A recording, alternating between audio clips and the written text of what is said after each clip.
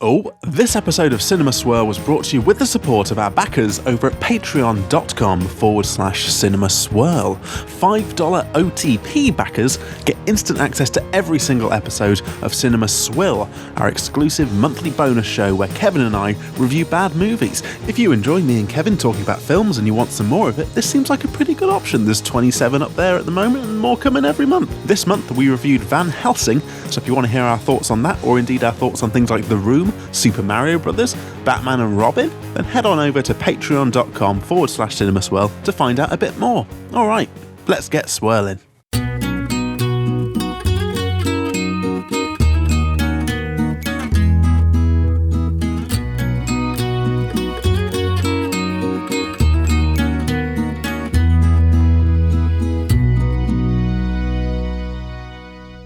Cinema Swirl! Don't listen to this podcast on a Vive. It's episode number 75! Joining to you from the virtual space of Hollywood, romping through all the not complete but overly priced games of Hollywood. The movies, that is, of which Sam, my OTP, has seen none of them. Hello, I'm Kevin Mann, brackets Cowboy Sam.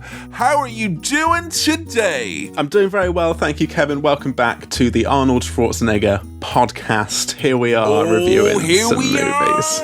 Arnie back in the house. It was a second chance, second sinner saint slate off, and who would have thought that Jack Slater himself, old Arnold Schwarzenegger, will come out here and say, remember when you'd vote for me second? I lied. And here he is now. We're back with more Arnold Schwarzenegger. And officially, nothing really to talk about in terms of Arnie. If we need to know anything about Sam's thoughts on Arnie, earlier episodes. Yeah, he said he'd be back, Kevin. He said he'd be back, and he was back. Over. We put out this second chance vote, and I don't know why I expected the Cinema Swirl fan base with their own thoughts and opinions to vote for anything other than the film with Arnie in it, but they absolutely voted for the film with Arnie in it, which is fair enough. It was not tough nor tight at the top, as neither The Little Mermaid nor, and I swear this is true, Back to the Future 3 couldn't muster up enough votes to get the electoral colleges to turn in their favour. I didn't think True Lies was going to get it, to be honest with you. I did not think, but what do I know, you know? But yeah, we don't review Arnie for maybe a year and a half, and then just like a bus, mate, you get two Arnies in the first bit of the year. You were waiting for Arnold Schwarzenegger for ages, and for whatever reason, maybe it's a meet and greet, maybe you're on a hot date, maybe you're on the set of a Hollywood movie, and then two Arnold Schwarzeneggers, that's fucking horrible, no. Well, actually, you know what? I say that, and yet that is the plot of another Arnold Schwarzenegger movie that we'll probably end up doing on this podcast, so I shouldn't say too much with regards to that. Don't give it away to Mr. Hasn't seen any films. No, thank you. But yeah, Arnie's back, True Lies. And over on our Patreon page, we've had a second chance saloon, and that had a much more obvious winning of the vote there. Which was Van Helsing, which is on tap for this month on the Patreon. But we have also watched Terminator 3 Rise of the Machines on Patreon. So Jesus, we've had a lot of Terminator 3 and True Lies all in early 2021. Load them on up top. Get in your Arnies, eat up all your Arnies. It's all right, because you've mentioned it there now, and much like a 10-inch mushroom pizza, I could have 3 in a row and not really seem to matter, or even notice that I've done that. Yes, fine, yes, more Arnold Schwarzenegger. If somehow the next episode of this podcast has an Arnold Schwarzenegger movie in it, I won't be upset. I'll be fine with it. It's okay. We won't have a lot to say at the start, though. Yeah. Other than, give me that fucking mailbag.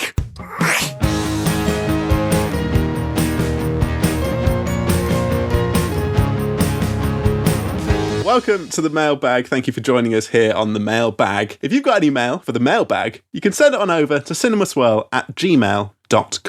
That's cinemaswirl@gmail.com. I want to bring up something as some bag controversy. Okay. And a lot of people go, oh, that's not my bag. I'm sorry, you're here in the bag with us now. And hashtag not my bag. We're all in the bag. You have no say in the matter. It's like saying not my planet. You're on it, whether you like it or not. Bring up your bag grievances. Come on. It's not my bag grievance. It was an eagle-eared, possibly eagle-eyed fan who said that we had alluded to the bag having like a zipper at one point. Oh, yes. Yeah. And previously, it had been, I believe, a clasp of sorts or a fastening. and that this was playing havoc with their mental image of it right there now. So I was wondering if you could confirm the bag's modus operandi vis-a-vis the openage. So what I will say is that we have heard your views and your thoughts, and we've taken that all on board, and we have actually hired a continuity editor for the podcast to make sure that any bags or indeed tangible objects that we refer to are consistent across every episode to avoid this kind of confusion. Can I just say, I thought that every step of the way as well. I think a lack of continuity enlivens the brand. I think it's really fun. It's like if you get food caught in your beard and you forget about it, and then later on you eat it, and you're like, whoa, I didn't realise. You already made the joke, brackets the meal. You can do it again. Okay, so you're making some anti-continuity points here, and you're positioning me as a kind of bad guy authority figure coming in saying, no, continuity from here on out. There's going to be me and all the cool kids are like, come on, we just want to eat old food out of our beards, Grandpa. I'm sorry you're not on TikTok and you don't understand how it works. You know what? I never had a fastening in mind for the mailbag. I didn't even picture it being fastened. I pictured it just being a loose, open bag. I always imagine it to be like, and I speak from experience, having nearly pissed on such an object. I was expecting one of those flap bags that you could just be busy with your mail or your piss or whatever, right? And you'd flip over the bag. You don't even need to do a... It would actually have almost like a weight. You know, sometimes the clasp on the bag will have a weight to it, so the Velcro will gain purchase just from a simple flip over, you know? That's what I was expecting there. So like a messenger bag you were picturing. A messenger bag, I think. A nice, good quality one. You should point out, fastenings can perish. As anyone who's chewed a watch until it becomes a timepiece, you know? As anyone like that can attest to, they can perish. So maybe the fastening will change. It's interchangeable, but I will be consulting with our continuity editor from here on out. Good. To at least discuss. I don't even know what material the mailbag's made out of. All right? It's kind of a meaty sack, I always thought. Like, kind of like a natural, how we refer to in the business as a natural casing. That's what I always assumed it was. Oh, like sausages, you know? Yeah, exactly. We're basically reaching into a big sausage full of mail. A big mail sausage is what we're reaching into here. And so if you've got any messages, you can send them on in to cinemaswirl@gmail.com. That's cinemaswirl@gmail.sausage. Will they be fastened? I don't know. Our first message comes in. Now, this came in from the socials. I thought this was the bag controversy that you were going to broach. You were going to come at me with your anti-social policy here. No. Anti-continuity, but also anti-social. You're such an anti-ant, you are. You are so bad at knowing this, right? At this point, you should know if an Irishman's going to come at you with a grievance, we'll make sure I'll sync it up on an anniversary. Then you'll be getting both fucking barrels. I'm not going to waste it on episode 75 like an asshole. Okay, so John writes the following. What's something you learned from a film that you've used in real life? John says his is taking his shoes off on a long flight from Die Hard. He actually got some decent sleep because of that back in the days where flying places was a thing, of course. So I've got one from this. What do you got? Well, it's not really something that I necessarily do, but it's something that I now know to do, and I can't get it out of my head. Okay. So Julia Roberts in Pretty Woman mentions that your elbow to your wrist is the same length as your foot. And yeah. It is. No, I've tried it, and it is. I've put my foot up to it. Hang on. Mine's longer, is officially longer. You can see there now. All right. It is. What does that mean? Have I got freak forearms? Got weird arms, mate. Little special hormone technique. I can extend my arms out a little bit further. You know, that's all right. Stretch Armstrong over here ruining my my answer to this question. Well, so in answer to your question, Sam learned not to trust Julia Roberts. Not a word that comes out of her mouth. I know that now. I know now that my upper limit, you know, I don't think I've ever approached it. But if I ever come near to the big 42 in terms of the mince pie numbering from Bridget Jones, that for me is now like, it's kind of like a glass ceiling that's been in place. I may well shatter that ceiling some Christmas. But the ceiling's there. It is ready there. For you to head towards. It is in place. Absolutely it is. I will say from Lord of the Rings, something that I learned is that there's nothing nicer than waking up in a well-lit room. Yes. I think if you know that you're going to be sleeping in, and you're going to bed and it's so dark out at night, a little bit of I sometimes I'll pull up the old curtain so I can get the peak of sunlight in. I wake in and be like, you were there. to wake up to natural sunlight is a lovely experience, isn't it?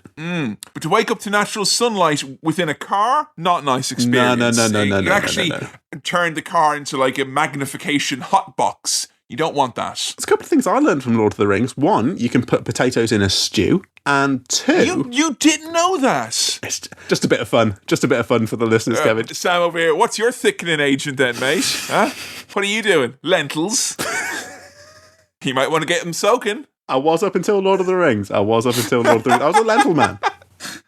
I was going lentil mental, but now potatoes all the way. The other thing I learned from Lord of the Rings is that films can be bad, actually. They can, fuck off. They can not be good. Thanks for the question. Thank you. Thank you very much. Thank you, John. Our next question comes in from cinemaswirl@gmail.com, and this is from Corey. Now, Corey writes, hello, fellows.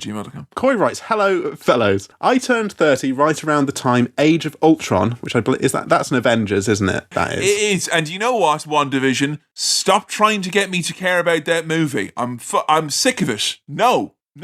I've got no idea about any of this. You don't need to, and yet they claim that you do. No one's watching it again. No, stop it. So Corey turned 30 right around the time Age of Ultron came out, and after being so hyped for what turned out to be such a mediocre movie, I was very convinced that I'd simply watched the movie wrong, and getting older just meant liking cool movies less, until I saw Mad Max Fury Road, and it absolutely blew me away with how much I enjoyed it. Has there ever been a movie you enjoyed so little it impacted the way you felt about movies in general, or that hit you so hard it gave you a whole new appreciation for movies? I genuinely think I had a similar experience with Age of Ultron, and the best way I could describe it is when I saw that movie, and I was a big Marvel head, I love the comics. When I was a kid, I used to read Marvel comics all the time. I loved every cartoon I could sink my teeth into. I watched all the fucking movies, even the shite ones. Yeah. And when I went into Avengers Age of Ultron, it was as if I felt like I was watching a bad movie. It felt like I was a sim who had been clicked to watch a movie, and I sat down and I did it for 3 hours, and my tiredness meter went, and my fun meter went up like with 1 arrow, not 3. And it felt like busy work for 20-somethings is what it felt like. And that made me kind of feel like, oh, okay, like it made me realize that I'm prime fucking pickings, and most of us millennials are prime pickings for any old shite to be put out going, wow, you watched this when you were a kid, you'll go fucking see it, won't you? So that's like one of my main takeaways. But like, I swear I've got like the opposite feeling when I went to see The Lighthouse in the cinema, which is one of the last things I saw before all this shit went down. Yeah. Like that for me was like, oh wow, okay. This makes me really realize and appreciate that there is something to be gained from watching a movie in the cinema, even if it is a movie. Like for me before, I'd be like, I'm going to go see X-Men Origins Wolverine in IMAX. Obviously. Whereas that was a movie where I saw it and I was like, oh, okay. Like, small indie movies can actually impact me in a bigger way when I see them on the big screen. And I never thought that before. So I've kind of gone on about this recently, but I had a same sort of thing with Parasite, which I've been talking about a lot. But it's one of those ones where... so the kind of Oscar bait Best Picture winner type thing, I have a perception in my head that I'm going to get a specific type of movie. That's not saying it's going to be a bad movie by any means. It's going to be a good movie, but it's going to be, a proper, like, thinky... Well, not that Parasite isn't thinky, but like a smart people drama movie. And there's a bit in You're Parasite... You're not going to bring too crunchy a snack with you, is what you're saying. No, but like Parasite is both. It's like, there's a bit in it, and I don't want to give anything away, but where I was like, oh, okay, it's also this. And it's like, there was a little bit of me that during watching Parasite, I was like, this is how I felt during some of the great bits of Lost. And this has won an Oscar for Best Picture. Can we get that Oscar back real quick?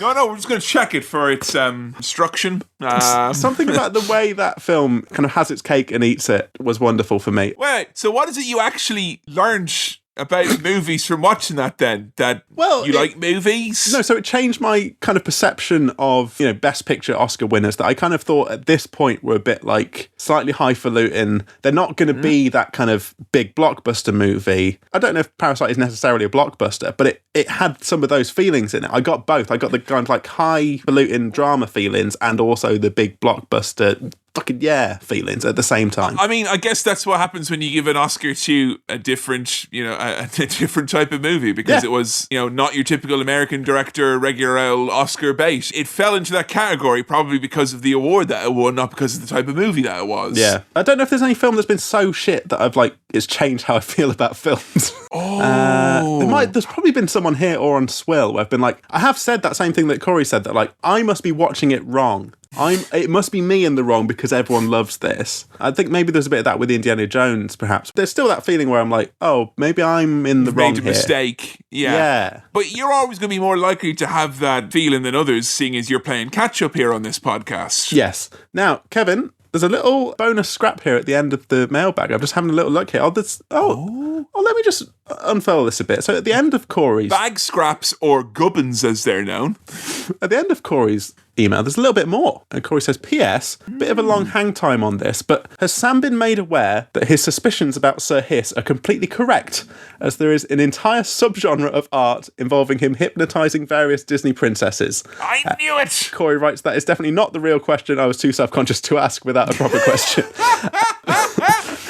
So, Corey, no, I hadn't been made aware, but now I am aware, and I can't really remember, predicting that was a thing, but if it's a Disney character and they can do something like hypnotise people, someone's going to have drawn all sorts of mucky stuff to do with that. So thank you for bringing that to my attention, Corey, and don't be ashamed about putting that in the email. Don't be ashamed. The rule is, if it was in a cartoon that people grew up watching, they've done a sexy thing about it. That is it now. Yes. And in this case, they absolutely have. It's not just people fancying the fox. Some people want the scary snake to be naughty and horrible. Because some people are a little bit more highbrow. They're attracted to the intellectualism and the hypnotism, etc. Sure. It's why Darren Brown's so sexy, What, because he's a snake? No, because of his, mind powers. Was that VR experience you're on where they tried to convince you he had arms? That bullshit. That old bullshit, that old routine. So that's it for the mailbag. Seal it on up with the fastening. I don't know what noise to emulate. Oh, I love how uncertain that fastening sounded. Oh, no. Just sounds like a ghost has slowly backed out of a room. So, Kevin, we're going to keep this fairly short and sweet, but just to kind of go through True Lies a little bit. What do you think these true lies are? Well, I see Arnie on the poster. It's not giving much away there, is it? It's really not. It's kind of Arnie. I think there might be a gun and a white background, and it's called True Lies. Did you spy the director? No, I didn't spy the director. None other than Jimmy C, James Cameron, back at the helm, and that's the only way you can get him to direct a movie is convince him it's a big boat. And he'd be like, oh, I love boats. He was Terminator Man, wasn't he, James Cameron? He was, he's indeed. Back with Arnie, doing whatever this is. If you're to guess, because I think I went to bat on this movie once or twice where I'm like, oh, we've got to watch it, and I'm pretty sure it was all off record, so I don't know if any of it stuck. Right. But what type of an Arnie movie do you think that we're going to watch? Balls to the wall action? Comedy drama? Mixture of all three? What are we going to get with Arnie? He's a man with range, and this is a later Arnie offering. It looks a bit actiony. It doesn't look... There's no explosions on the cover. You're basing that on the fact that he has a gun. He has a gun. And a bit of a smirk. There's not big booms. He's not wearing a leather jacket, I don't think. So it's not Terminator. They might have tried to sneak back in that character. I don't know. Is he a policeman? Is he a detective? Is he something like that? What's a true lie? What's a lie that's true? It's an oxymoron, Kevin. They can't have a true lie. Yeah, all right. I know. You have to fucking have a pops at me, and all that, right? Jesus. True lie?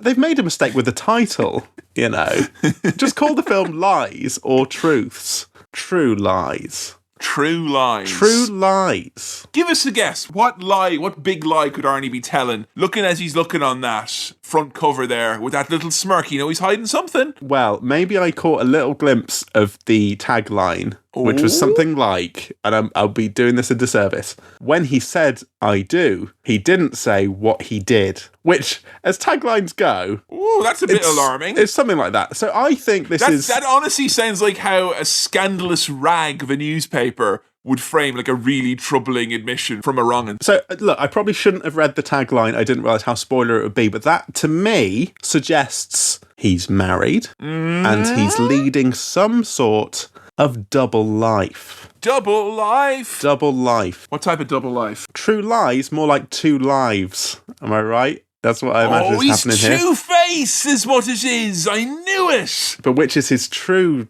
face? Okay. In True Lies. Okay, well, So with his 2 lives. I will inform you in due course how accurate your prediction is. Okay. But let's stop beating around the bush because we got a big old, dirty, wet, juicy Arnie movie to sink our teeth into. Let's go do a cinema swirl.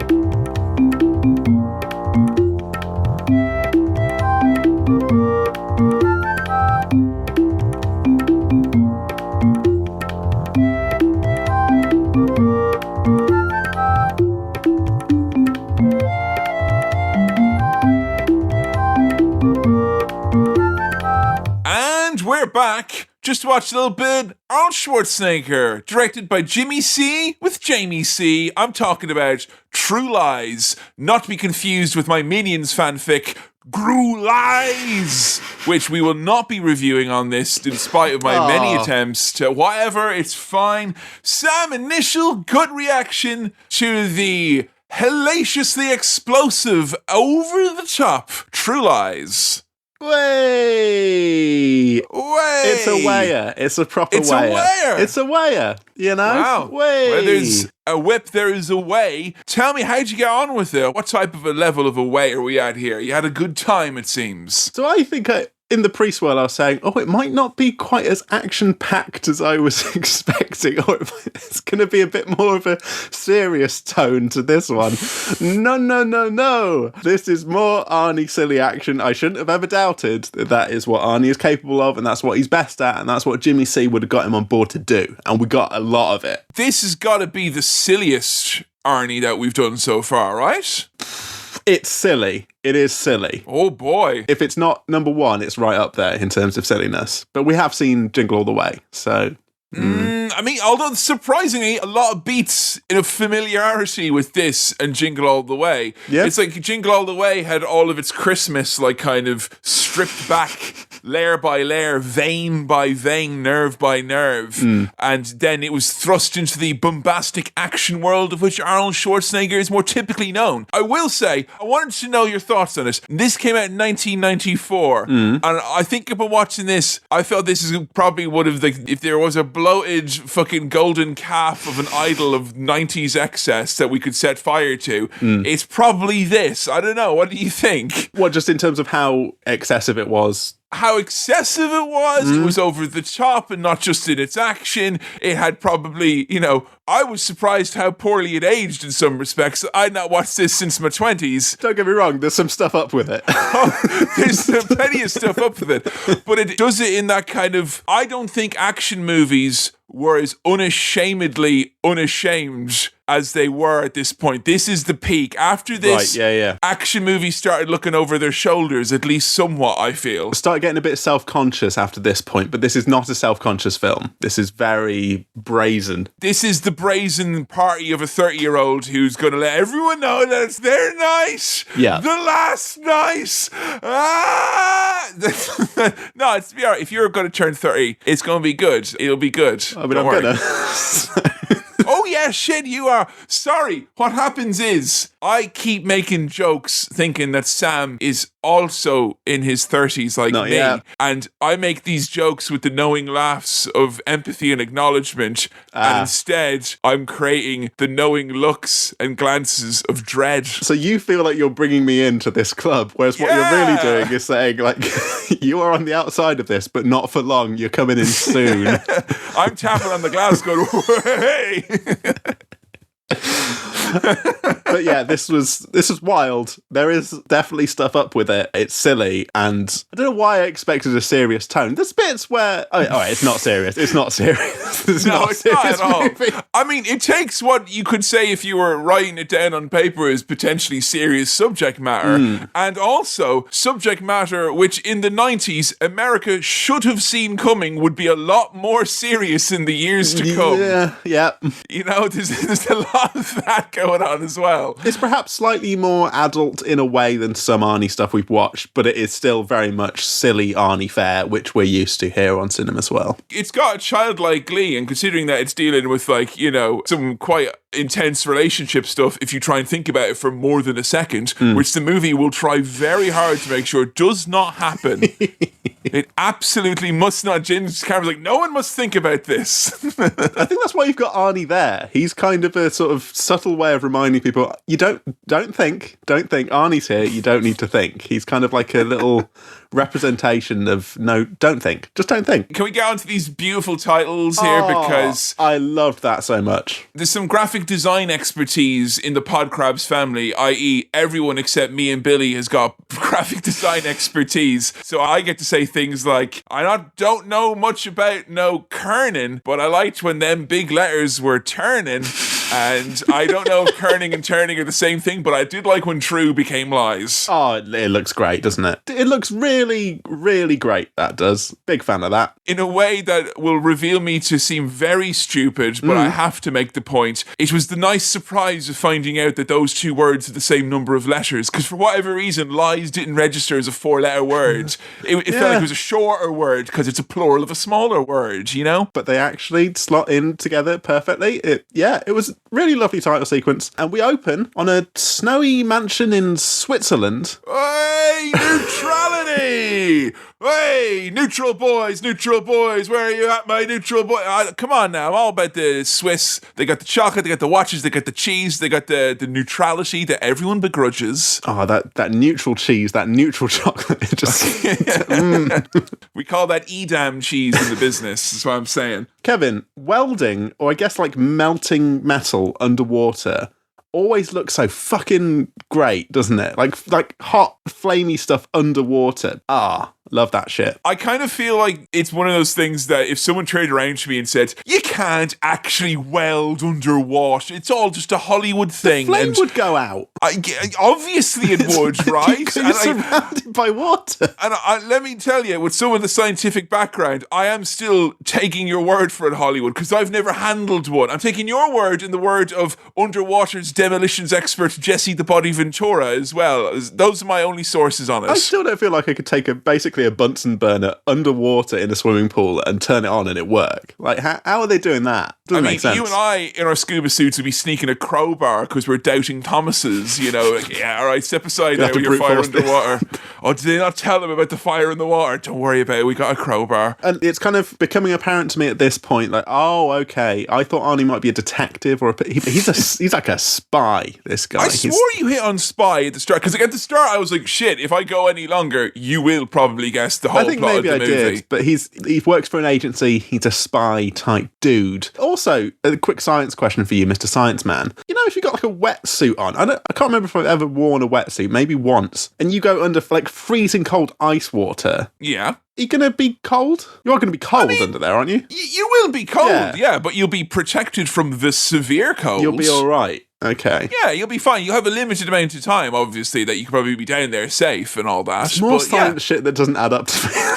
I think he should be frozen. I think you and I need to have a Patreon tier where we'll just get underwater. We'll get some scuba gear, and we'll break into the embassy in Switzerland and we'll just see what's what. That's all. Or maybe I need to do like Key Stage 3 science and just like recap some of this stuff, because I'm going back to like common sense that isn't actually sensible. I'll tell you now, they should have probably rethought casting Arnold Schwarzenegger as a spy, because my immediate thought upon seeing Arnold Schwarzenegger in his tuxedo coming out here was that they should have called this movie Big Spy, because he's so fucking big. There's something about big muscle lads in suits or tuxedos that always looks a bit funny. It always looks kind of silly, a little bit. A bit talking heads, you know? Yeah, he fills out the suit, and obviously you've got the 90s cut of suit as well, so it's borderline double-breasted here. Yeah. So Arnold Schwarzenegger does look like a king-size bed with a big bow tie coming around and walking around here. He's as subtle as that. I thought there was big Hitman vibes with the setup here, and the fact that there was someone who was so obviously didn't belong walking around and like he had the language skills, though. I like that. And he didn't make any death puns,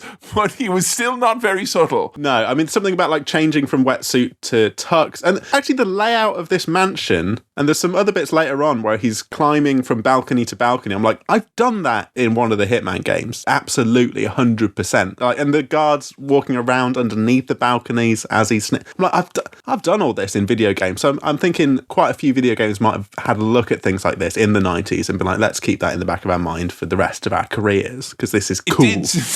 It did pivot from Hitman into The Real Hustle instead, where he's like, you do things like you grab the wine, you talk loud, you make a big entrance. I really think in that party environment, a tuxedo and a thick Austrian accent is essentially the high-vis jacket kind of analog. You can get away with anything, yeah. Pretty much. Yeah. He even got him to put more garlic in it. I wouldn't have... I'm notorious for returning foodstuffs on It's Raw, etc. I've talked about that, but I wouldn't dare tell a caterer to redo the spreads. Whoa, there now. Arnie's got that confidence, Also, I think it's been a while since we've done this. I noticed a funny name in the credits at the start. Yay! One of the editors is called Conrad Buff, which I really like. I think that's a great name. I'd love to be called Conrad Buff. Buff. I mean, I think there'd be a pressure there, wouldn't it? It'd be like if your name is Commander Rex Flexington, which is a real person. You would feel that you'd have to at least embody some of the demeanour alluded to by your name. Or maybe I could be a film buff, and I'm not there either. But yeah. Okay. Yeah. They call him Sam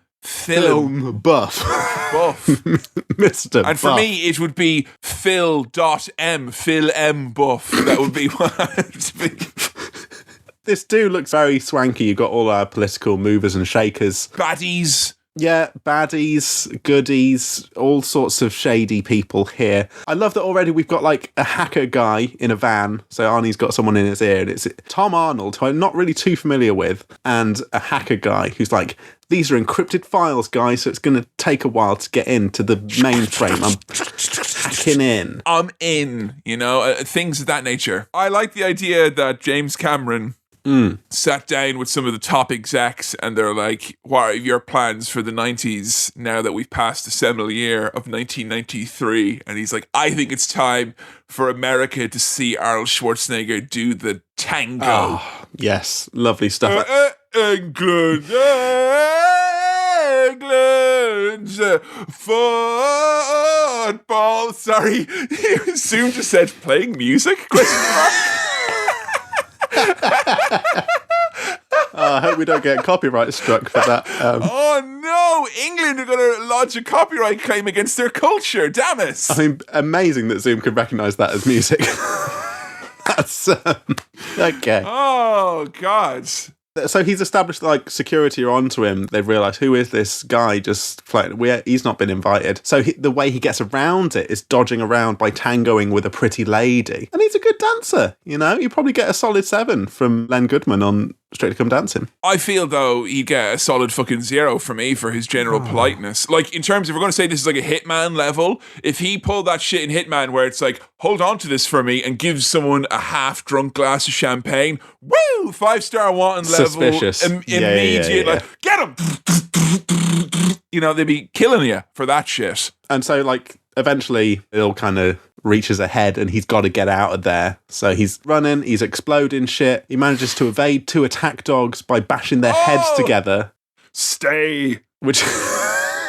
Yes! And then there's gunmen on skis.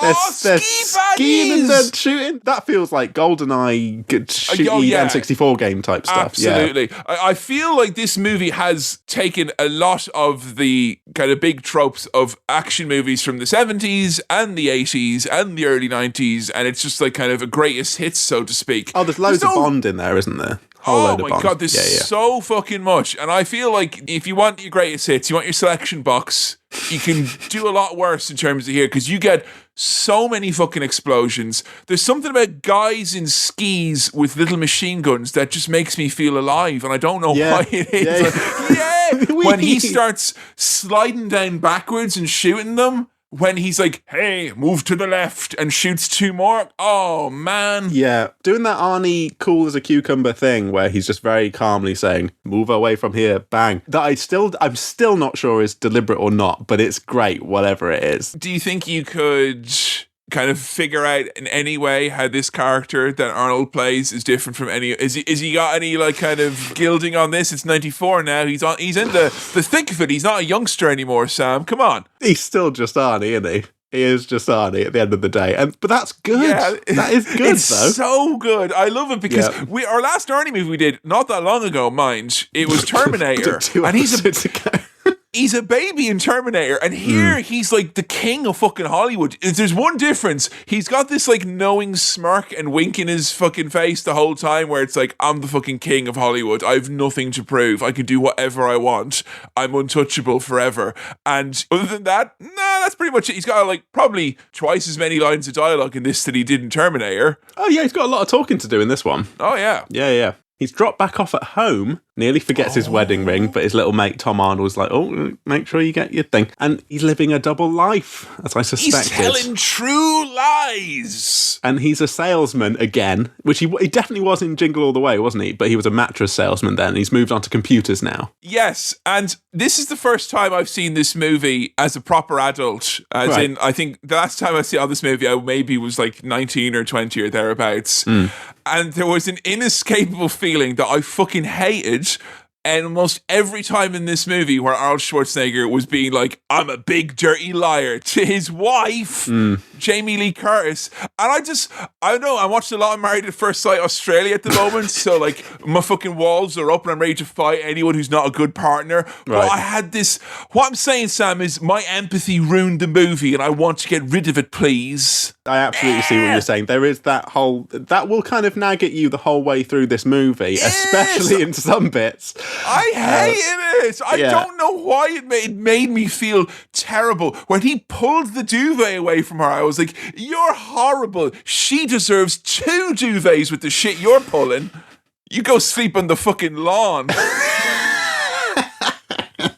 Look, he's leading that double life. He's being secretive. He's a spy. He hasn't told his family. Thus is the crux of the movie here. These are the true lies we're talking about. We're always like harsh on Jimmy B, old James Bond, for his like real callousness towards the ladies, etc., and the women in his life and the people he holds close to him. But I'll say it's better to be that and to be a dirty bachelor than to be going around poisoning your family like this. Well, all right. I'm going to play devil's avocado for a second because something has just occurred to me. Oh, you're not a fucking... Oh, don't start this now. I'm not. But if I were, I would think, actually, maybe it's safer for my family not to know so that doesn't put them at risk from other people trying to get information from them, right? I'm very much avocadoing it at the moment. I'm trying to find some justification where it seems all right that he's living this double life and not telling his family. No, because avocados are nice, Sam, and Arnold Schwarzenegger is anything but in this movie. He is the devil in this movie. Honestly, I only got through this kind of... I was really worried because it's like fucking 20 minutes in. I'm like, oh no, I feel like horribly weird watching it now. Yeah. And I don't want this. So I just kind of viewed him as being like this loose cannon who's gone mad and... that's why he's been like this, and that's kind of how I dealt with it, really. Whatever gets you through it, because something does need to get you through it, because it doesn't get any better what's happened with his life. No, there's an awful lot of explosions which help you immediately forget these things, but you will be reminded by it if you have one of those pesky consciences. Yeah, but it's best to travel back to the 90s and put that conscience behind you in the kind of heady, fun days of the 90s. Hopefully, when I get my vaccination at some point in the future, I'll get the firmware update with it. I'll have that bit removed. Have your empathy taken out. And I'll be able to search Bing telepathically as well. Yeah. As I should be. There's a little joke here that I really loved. I think Tom Arnold is a comedian. He's a comedian in the sense that he's like, I'm a comedian, you know, that type of thing. That kind of one. Yeah. Arnie's daughter is putting on a motorbike helmet to get picked up by her boyfriend, who only shows up for one thing. But his little mate, Tom Arnold, says, oh boy, I remember the first time I got shot out of a cannon. And the way it's delivered with the helmet and good joke. I just wanted to acknowledge a fucking solid gag. And I was sitting there going, why is her father not making the dad jokes? This is fucking rubbish. He's shit. He should be fucking fired out of a cannon onto the lawn where he'll be in the doghouse for the foreseeable. He's too busy using his fucking Google Glass and a packet of cigarettes to spy on his daughter nicking money from him. So we establish he's got this Google Glass sunglasses that can spy through a spy cam. Cool stuff in the spy business. Cool stuff. Lots of what appeared, I'm sure, in 94 to be whoa, technology. But there's a point where he's like, I got everything in there. I got the GPS. I got the power supply. I'm like, wow. Has it got a brick on it? Oh. So, Arnie's little mate, Tom Arnold, here. Yeah. And again, this is kind of tying it back into the time and place. He's really enjoying goofing about Arnie's 14-year-old daughter having sex or being on drugs and stuff like that. Some of the humour in this is pretty close to the old knuckle, isn't it? It's pretty... What do you expect if these kids have been raised by Axl Rose and Madonna? It's not a great friendship between Arnie and his little mate, Tom Arnold, is it? They don't really get on properly, I don't think. It's kind of like Arnold bullies him into being his enabler. And that's never a good relationship, I don't think. We've had some good buddy relationships throughout Cinema Swirl, but I don't think this is one of them. This doesn't fill me with joy.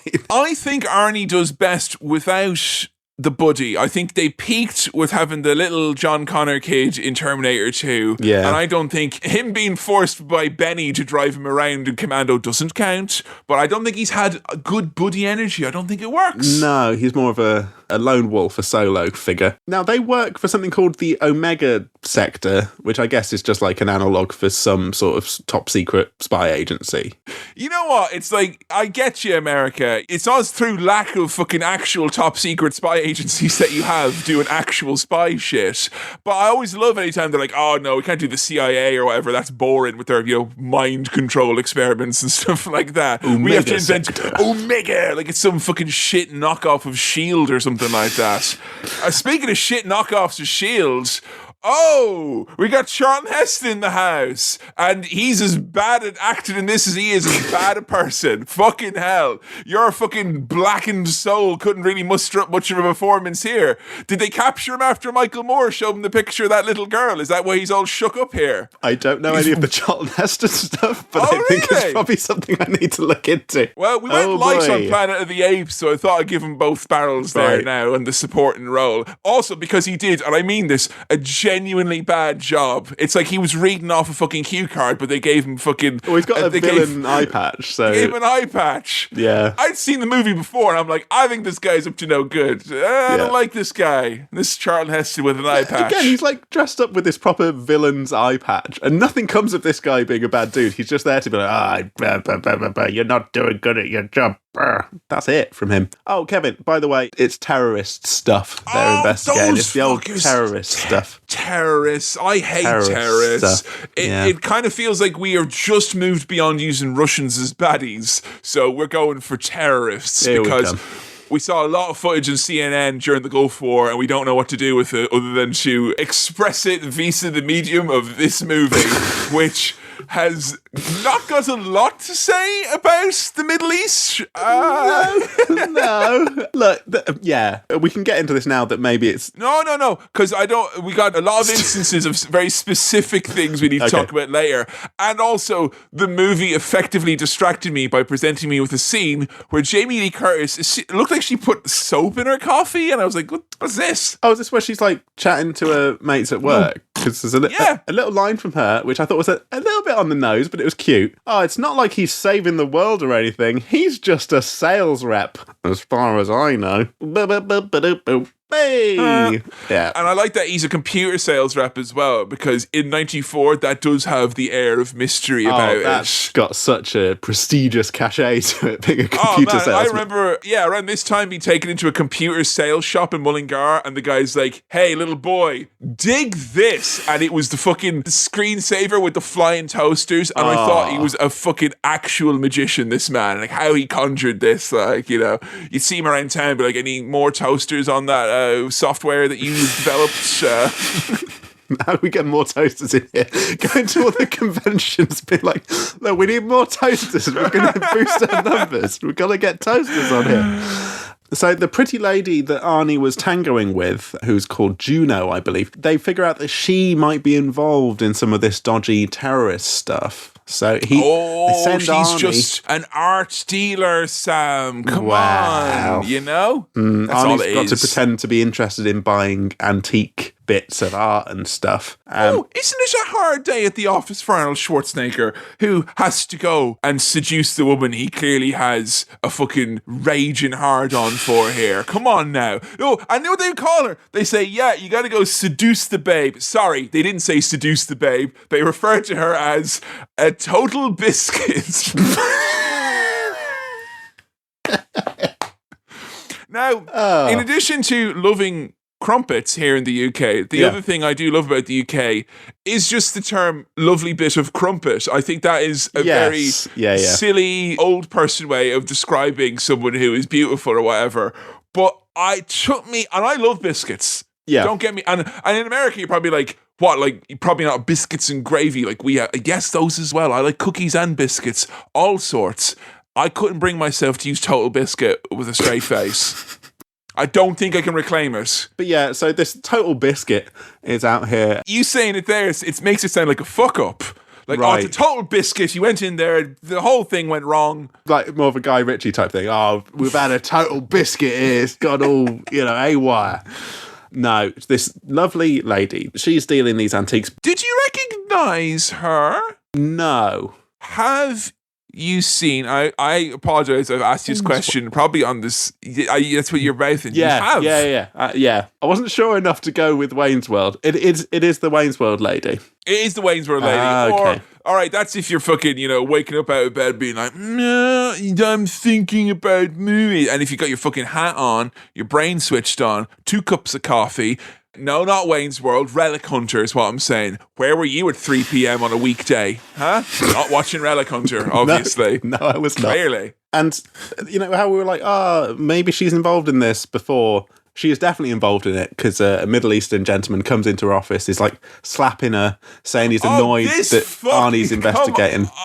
This was ridiculous. Yeah. Is he the bad man? Is he? Maybe he should slap her 4 or 5 more times. And she's like, I'm only in it for the money anyway. It's so shit. It's quick establishment of we've got a bad guy character here. Here he is. He's bad. The movie is 2.5 fucking hours long. You could have. You didn't need to go, and that's the problem. There's 2 movies in this movie, or there's a mini series and a movie that have been intertwined because we do all the setup with the terrorist stuff, and then we do a different movie, which is a lot different and it's very entertaining. And then we kind of tie that up by bringing in this earlier plot. You're not going to see the terrorist gang for a long, long time now. So they've got to make an impact. You've got to be like, oh yeah, that guy who was an utter bastard. Slap each other up a bit, I guess. Yeah, fucking hell. Good Lord. It's Arnie's birthday tonight, so his wife, Jamie Lee Curtis, ringing up, being like, you're going to be home for 8, are you? No. Of course, you can count on me this time. You're my favourite customer. I've heard that before. Where's my mattress? Where are you at the birthday party? Same old, same old. But as luck would have it, we get the baddies following them. So Arnie's now got to go out of the car and wear sunglasses to watch them watch him using his Google Glass. I was not there. I was back with the wife and the daughter and the dog and the wedding cake and the presents and the party. And it's not fucking easy to make an effort for a birthday, and those who do should be lauded. There's people right now who are planning lockdown birthdays. And this type of shit right here, Arnold, let's go save the world. Go to your birthday. Jesus, come on. The world can wait. Now, mate, big bathroom shootout. Here we go. He's having a shootout in a bathroom. There's an old man using one of the toilets. He's very confused by it. We keep cutting back to him. Great music. In the best way possible, this invoked strong Mariah Carey Heartbreaker vibes from me. Because of the action taking place in the bathroom, the great music, someone in the bathroom, a misunderstanding. It didn't turn out like this in Heartbreaker, though. Bianca didn't pull out the AK and say, there was none of that, because Mimi knows how to diffuse a situation without getting. She's real, is what I'm saying, Sam. She just needs to stoop to this level with the guns. I want to give a shout out to a good sound effect. The sound effect of Arnie ramming a guy's head first into the urinal. The kind of doom noise. Beautiful. And then flushing the urinal on him. To add We've all insult to wanted injury. to do it. Like, when you see a urinal, go up and tap your head off it, like, to rush against it, sharpen your horns or whatever. But it was good to see. There was catharsis here to see that happen on the big screen. This is a tense sequence. We get the actual big bad guy coming in, kicking down every stall, trying to find Arnie, who's hidden for a bit, and the old man peering out, being, oh, what's going on? The big shootout spilling onto the streets. Go in the mid-90s, I'm sure when the terrorists attack us, they'll probably go in screaming at the top of their lungs with a big gun and shooting around. This non-subtle terrorist who's taking the terror aspect at very face loud value, there's kind of an oddness in this movie about the terrorists being presented so stereotypically. Yes. But obviously the means in which they operate are the stereotypes have not yet been established in the pop culture, it seems. Yeah, it's a bit weird, isn't it? But, they're just kind of like... It comes up a few times that the terrorists are a bit hapless and kind of useless and silly, but also taking themselves very seriously. They're very bumbling and naive and dangerous. And yeah, it feels like they were written either one way or the other. I don't know if it's like they were presented as this very scary, harsh group. And then someone's like, the rest of the movie's kind of light. Maybe we should make them a little bit more silly. Punch it up a bit. Or it was the case that they were really silly because they're like, that Gulf War was easy. This is stupid. Yeah. And then someone's like, you know what? Maybe we should make him seem a little bit scarier. Have him shoot up some stuff. Have him slap everyone a bit, They're definitely playing with the dials, trying to get terrorists down right, and I don't think they quite make it, do they? I don't really like where I'm at, kind of comparing and contrasting your hurtful stereotypes, but there is a science to it, I think. Yeah. So the bite's spilt out onto the streets. Tom Arnold's standing behind a lamppost to make sure his dick doesn't get shot off, and he's delighted when his dick doesn't get shot off. Way! Kevin, to bury the lead, 5 fucking star whites, because Arnie's on a horse, baby. Yay! Arnie's on a fucking horse.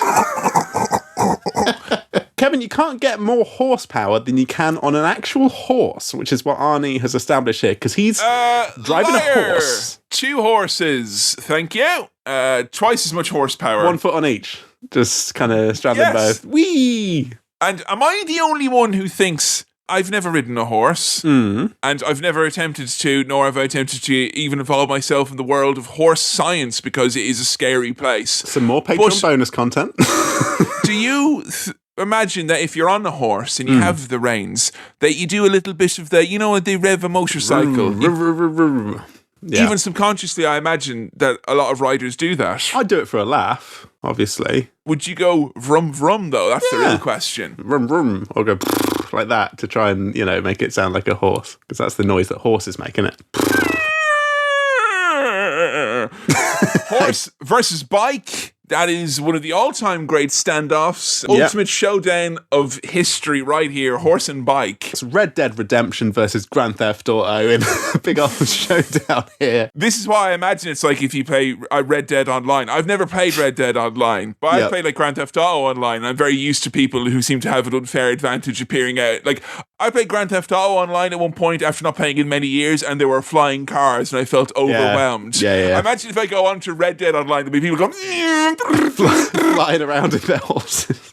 They're fucking really fast motorbikes. I mean, this is fun, isn't it? Driving through a hotel, knocking over jazz bands on horses and bikes, and then going up in a lift with a horse and a stuffy old couple like, say something, Brian. Lovely animal you've got there. I mean, come on. This is great stuff. You literally couldn't plan it. Unlike a birthday party, which would take a lot of planning. By your wife. And with an absentee husband and a child in the house, the difficult age of 14, she's stealing. And there's no father figure there to resolve some of these issues, which is really terrible. I'd like to be on a horse to ride up beside him and remind him of his responsibilities. Your family! Gallop, gallop, gallop. Pointing at the watch like, it's your birthday! Am I the only one who got kind of Shining vibes from when they were driving around in the hotel on the motorbike? Because it was kind of a reddish carpet going... Danny's all grown up. And he hates the West. There was that sort of vibe from it. Now, it's Arnie's birthday, and there's nothing I'd rather do on my birthday after I've just watched a terrorist ride a motorbike off a building and land in a pool on a neighbouring building, which that landing looks satisfying as fuck. Like, imagine that. Sam, he sticked the landing, I think we can all say. He fully sticked it. Nothing I'd rather do on my birthday than, try and jump across 2 buildings on a horse without contacting the relevant animal welfare authorities on that, because that did seem... On whose authority could you do that? I don't, well, that's the thing. That's what you don't want to make the call. That's the thing. If you ring up and say, "Is this all right?" you're going to get a no. It's better to just.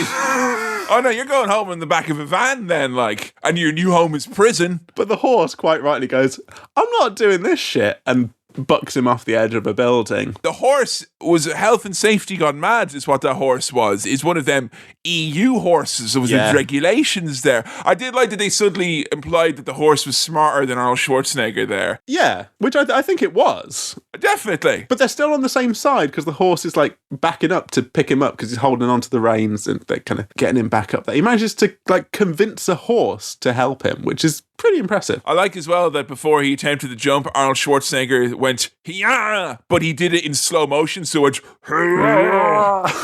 it was fucking beautiful. And a little bit more horse chat here, because we've got Arnie speaking to the horse afterwards, because I had the guy, you let him get away. Look at me when I talk to you. What kind of a cop are you anyway? Not in that voice, but to a horse. You say that to a horse. Wonderful stuff. I like that. I mean, that scene, Turner and Hooch and raising up the bar, isn't it? It's just like Arnold Schwarzenegger can do anything. He's there with a fucking horse, as a cop buddy drama within the movie itself. Right, better buddy dynamic between Arnie and that horse than Arnie and Tom Arnold, right? Yeah, I think Tom Arnold voicing the horse really could have worked quite well, because he's got that, hey, why the long face? Oh, you know, he's got that horse here. I don't know why he's become Italian American suddenly. I don't think he is. He just has a, oh, I'm a horse. Clip clop, you son of a bitch. Arnie's back home a million years late to his fucking birthday party. Boo! Boo! And he says thank you for the party. No! Annul him. No. And Jamie Lee Curtis is like, oh, it's all right. I made you the camp. It's so close to my birthday, I thought me being sad about this was going to ruin my birthday. Oh, no. You'll be home in time. You won't be chasing terrorists on a horse, I don't think. I better not. I better not. You never know.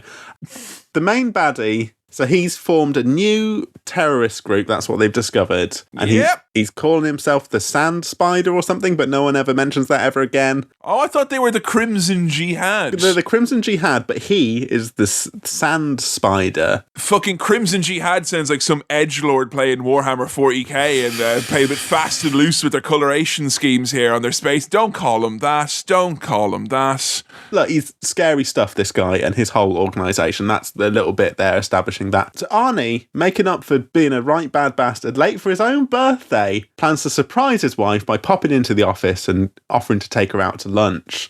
But she is on the phone to her mystery man, Simon. Simon, who she's excitedly going off to meet, and Arnie manages to just be out of the way enough to see all this happen and hear everything that's going on and see his wife leave to go and meet a mystery man. Now, he doesn't follow her then, does he? No, he doesn't follow her. What he does instead is odd. He does this kind of hangdog sad Arnie walk and walks in front of a lorry but doesn't get squished, just to kind of establish, I am sad that I can't do an Arnie voice. My wife! Wah, wah, wee, wah! He does that. And so little Tom Arnold, trying to comfort him, again, bad friendship here, is relaying a great story like, oh, welcome to the club, buddy. My ex-wife left me and took all the fucking ice cube trays from the freezer. What kind of awful lady, he doesn't use those words, takes the ice cube trays? Oh, women are bad. It doesn't matter. Have fun. Everything's okay. So we're to believe that his obvious initial gut reaction, which is everything after this point, it is to fucking use spy resources to pursue his wife to the fullest extent of breaking the law. And instead here, it's because he's sad. Whoa. How dare you? How dare you dare to be sad after ruining your own birthday, you piece of shit. Oh. I mean, it is fucking wild that he now uses, as you mentioned, spy resources to go after his wife because, like, he's at home and he's having dinner. It's all tense, and he. Oh yeah, and I thought he was saving this for 1997's Batman and Robin, but here he proves to be just as cold indeed. Actually, just trying to confirm that Jamie Lee Curtis is lying about what happened, and it's like, I came to see you at lunch today. Where were you? And she's like, oh, a printer. And so now, you know, all the spy money, all the spy time, all the spy people, all the spy resources focused in on see what my wife's up to. And the big boss guy, remember the big scary boss guy with the eye patch, Charlton Heston? who's he? He doesn't shut this down. No word gets to him on this. This all just goes completely unchecked, and there's never any consequences for the fact that, like, they've wasted so much time and resource to do this. Well, like, obviously international... like, this is the issue here. International terrorism can't take a fucking moment for him to go and be with his wife and his daughter and his family for a prearranged time. And yet it can take a backseat for every fucking whim which comes his way from now until the end of the movie. Yep. Excuse me. The fact that they stopped the terrorism here in the movie and the terrorist threat of the Crimson Jihad is literally coincidental. And I would really think anti-terror operations, real fluke, isn't it? Yeah, would be run with a little bit more fucking expertise than that. It's literally tapping the phone, getting transcripts of these conversations. He now establishes he's meeting up with this Simon guy, and so he's nicking her bag to then get Tom Arnold to sew, like, as you mentioned, a power supply, a GPS, a microphone into the bag. Could you imagine all that 90s tech in a handbag sewed in? You'd fucking think so it's like, heavy. Yeah. Why are you going bowling? But then it seems like this Simon guy is also a spy, and so maybe he's working to get to Arnie. But no, he's actually just pretending to be a spy to seduce women. What did you think of Simon, the character who I believe could easily be played by Paul F. Tompkins in one of his many guises? But yeah, what did you think of Simon? As far as repugnant characters go... Oh, he's beautiful, isn't he? He's so horrible and shit. I mean, there's a lot of shit characters in this. There's a lot of bad people. But it's funny to know their moral compass of, like, in a movie where Arnold Schwarzenegger is meant to be the goodie, what they consider a wrong'un to be. An actual bad guy here. He's pretty much as silly as you can get. Yes. Again, like, to tie back into video game things and inspiration, this guy wouldn't go amiss in a Grand Theft Auto type game. This sort of character, this dodgy used car salesman popping up to give you some missions. Also wouldn't go amiss if he was illustrated by Quentin Blake as well. Like, he has this kind of wobbliness to him, like this ethereal strangeness.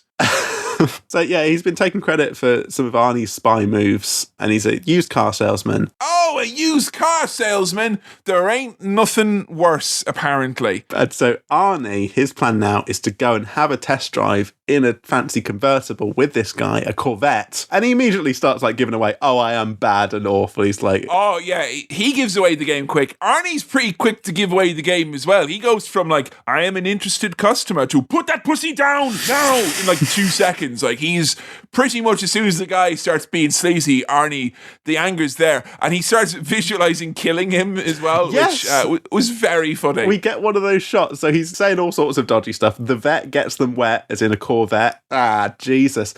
Like, married to some boring jerk. And that's when I think Arnie sort of starts to think, oh, I'm going to beat you up. But then it cuts back. And he's like, oh, I'm not boring.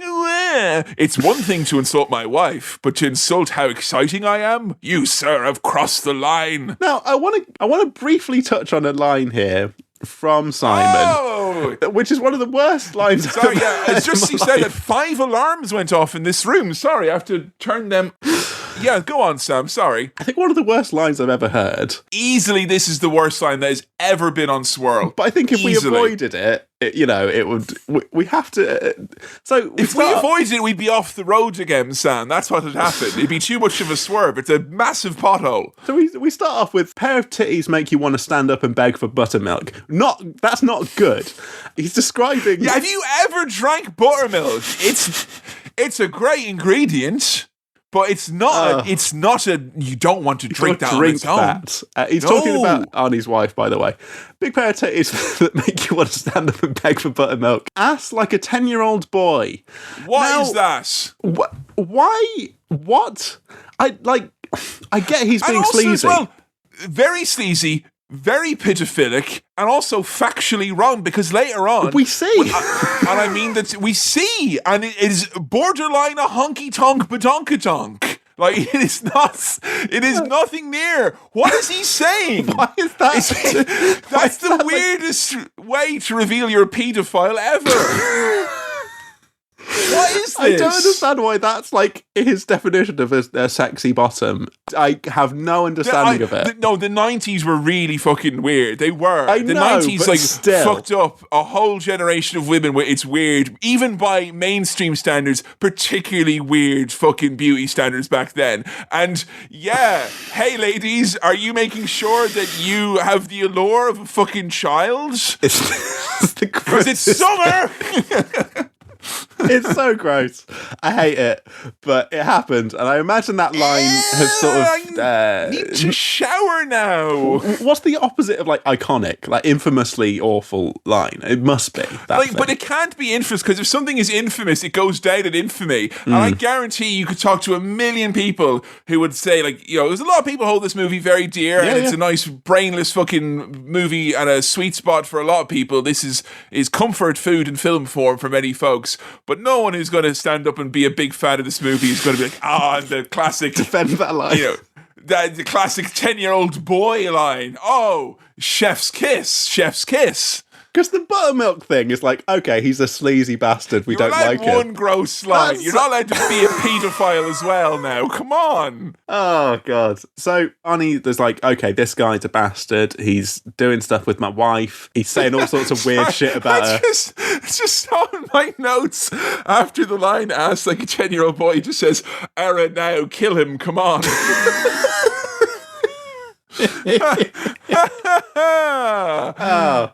So yeah, still more tracking of Simon and Jamie Lee Curtis going on, because Simon now wants to meet Arnie's wife, Jamie Lee Curtis, under a bridge somewhere. So he's pulling agents off of big cases to follow this shit. What could have potentially the ripple effects of this? It's you could have gotten mad. a spin-off series about the people putting out all the fires. Tasker sets here with his fucking slapdash approach to top-down law enforcement. And Simon, in his commitment to pretending to be a spy but getting away with being a used car salesman living in a trailer park, says that where he lives is a safe house. He never even thinks to use spyman. And no one has used spyman, as far as I know. I'm a spyman. Oh, they would just think you're a man who was a spy then, probably. Oh, wouldn't yeah, they? that's what I thought you were saying. But it's spy, because he's Simon, he's a spy. Spyman. But Spyman says, this is a safe house because my place in the city and my penthouse is too hot.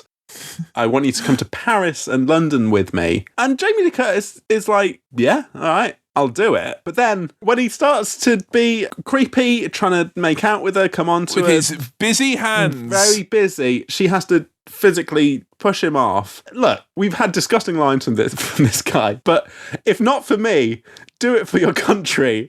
I mean, come on. I love then that you have the whole fucking side of the trailer cut off. Yeah. This bit is so fucking funny. Storming in. Oh, baby. Now, of course, Arnold Schwarzenegger, he could have easily had husband of the year moment here where he comes in and he slams this creep and then he takes off the mask and he's like, honey, we need to talk. Also, the movie is 35 minutes long now. But instead, he fucking kidnaps her. Yeah. Oh! God. And he gets annoyed when one of the, spy people who's been tasked with this weird task of capturing his wife bonks her on the head, trying to bundle her into a van. He's like, no, don't do that. I'm like, sorry, you've pulled them off like terrorist shit and other stuff to do this. They're trying to do what... I'm not defending the head bonking, but I think well, look, I don't know.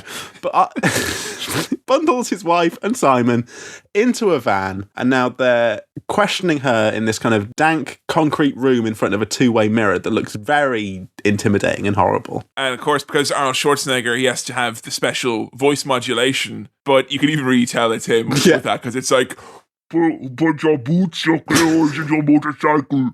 He's very, put it down, no. He's very obviously him. She should have known. I think if I heard your voice distorted, I'd probably recognize it. And I think similar, because if once you audio edit, that's it. That's it. The voice. I know what certain things, I know what the sound of you saying, looks like. I know what that looks like. Sam, we know the shape of our voices. And we know the shape of each other's voices, and it's very nice. That's kind of beautiful, isn't it? That's, It is, that's quite isn't it? sweet. Yeah. So I think I would recognise you filtered through any kind of voice modulation thing, and I hope you would do the same. But Jamie Lee Curtis doesn't recognise him. She's talking about how she met Simon. He kind of, manipulated her, bundled a suitcase into her hands, real hustle style, to try and trick her into coming on. And she needed some excitement. She wanted to feel alive. She wanted to do something outrageous, and it felt good to be needed. This is all completely understandable, really, in so much as, and it's a great emotional speech from Jamie Lee Curtis here. It's like a really good performance of this whole thing of explaining why she did this, and just she feels bad about it. And I enjoyed the kind of weird heat camera that they keep cutting to in this room. There's kind of like a heat sensitive camera the with old the thing. infrared there, so they can see if she's embarrassed. Yeah. And she gets so upset about the question she's being asked that she's smashing the two-way mirror with the stool. So Arnie's like, okay, we need to kind of wrap things up here. Let's get to the final question. Well, one more question.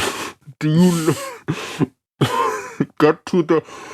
Do you still love your husband? I can't do an Arnie voice through the hand, and I can't do an Arnie voice anyway. Do you still love your husband?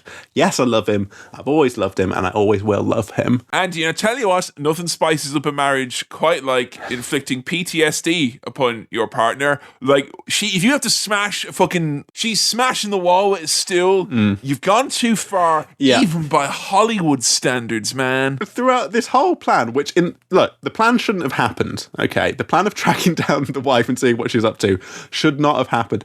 But along the way, there have been points where he could have come out of this and had a proper conversation explaining what's going on here. I know it wouldn't work because it's a movie, but there were points where he could get out of this. But he's like, no, let's make this worse now. And as well, double down, please. And again, and again, and again.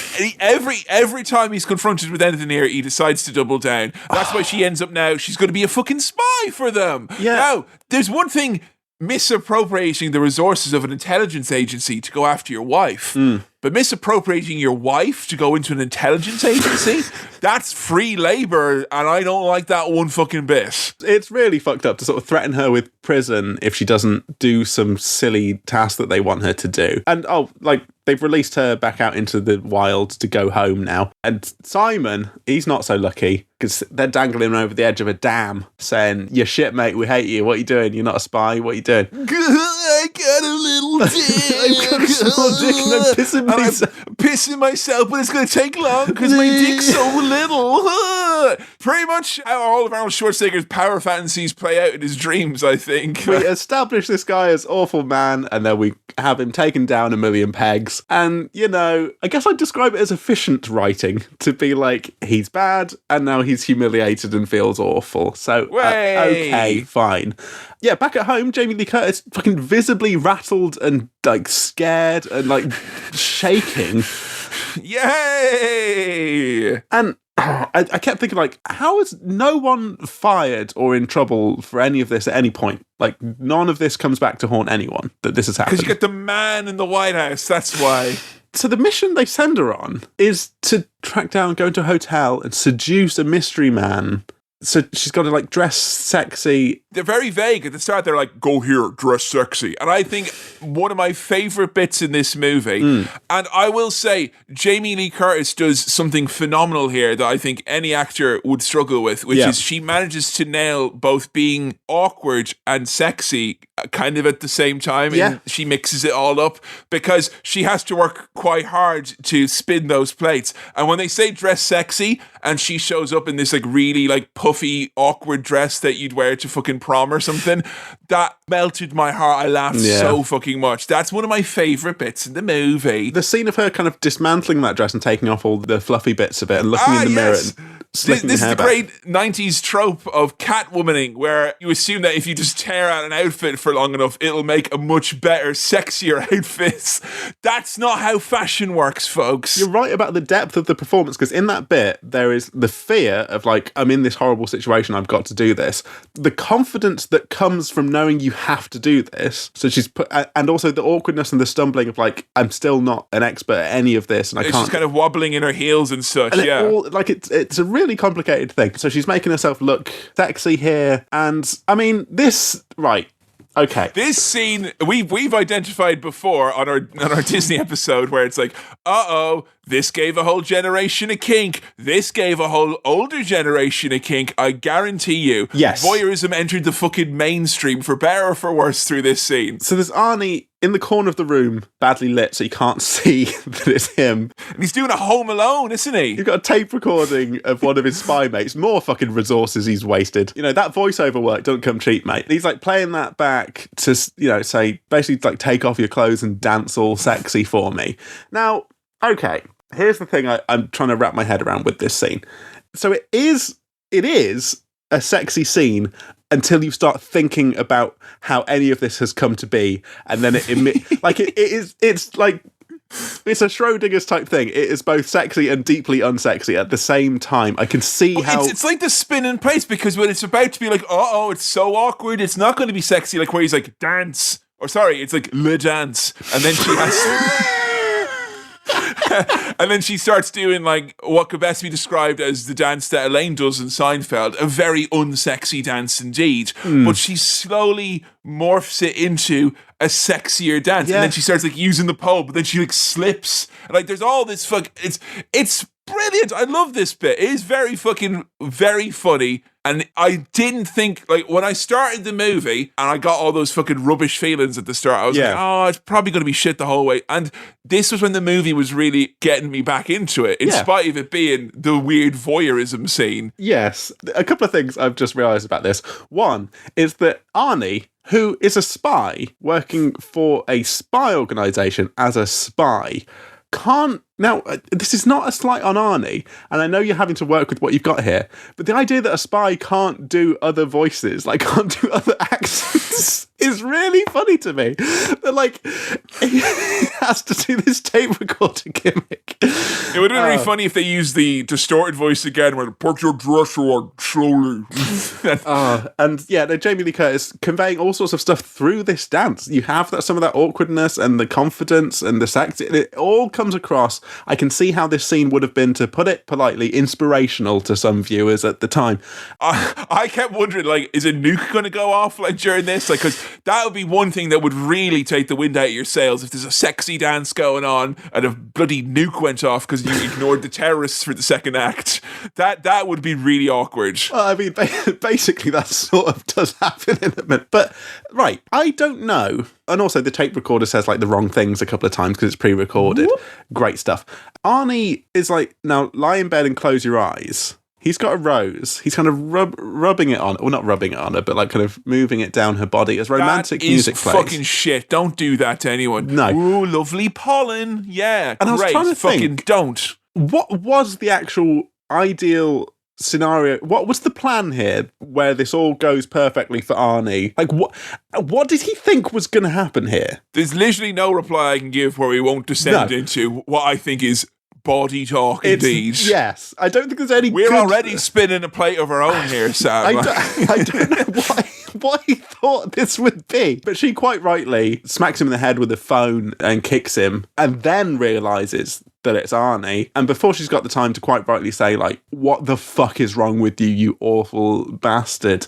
The terrorists burst in, because they've bloody terrorists. They've gone unchecked, because the resources of Spy Place have been wasted on this kind of bullshit. So the terrorists have all freedom to burst in and capture both of them. They get dragged onto Juno's plane, where she reveals evil plot details, and also they get a pre-flight injection that knocks them out for the duration of the flight. And I think I would probably be up for that. Like that. Yeah, I think I quite like that. You know, someone just comes around and goes tss, like that. You know, maybe not in the neck.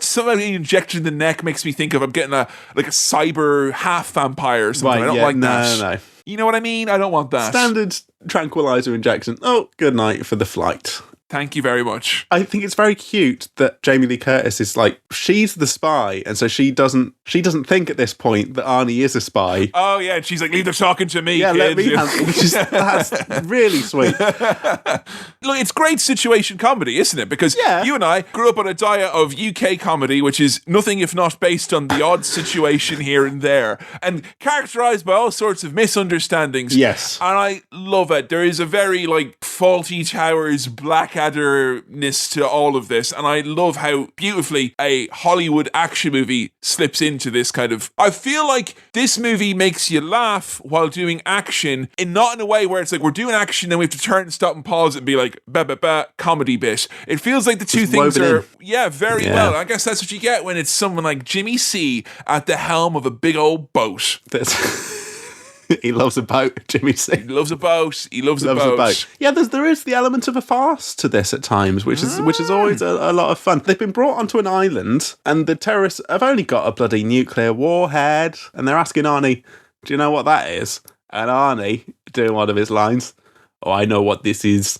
It's an espresso machine. Wait. Is it a water heater?